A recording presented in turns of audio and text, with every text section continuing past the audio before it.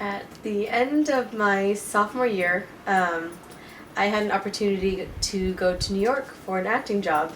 And the way that it happened was a really good professor of mine had said that there's a stage reading in a conference in New York, and it was specifically for someone of my acting ability and acting type. So he offered me the part, and I was able to go, and it literally changed my life, as corny as that sounds. But I went to New York all by myself. It was the first time that I traveled anywhere by myself, really. And it was rehearsals during the day and then free time at night, so it was great. I got to experience the kind of like the New York life and the theater scene over there.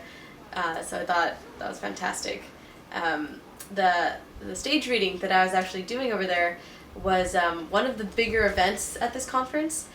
So we had this huge ballroom, and there was people from not only the US but all over the world that got to go see the stage reading that I was in.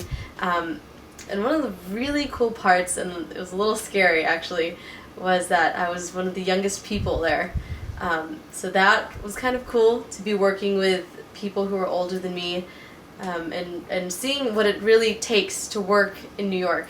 And these were thespians that got together to further the education of theater for each other, since they were all academics and people who were already established in their own theater communities. And while I was there, I had already known that I was in love with acting and the theater, but just being in New York and just being able to walk around literally in the city that never sleeps. I went to sleep at like midnight. I woke up at 6 a.m. and I swear the same guy was standing there on the street making his art, and that kind of vibe just fed me and really proved to me that this is something that I want to do for the rest of my life.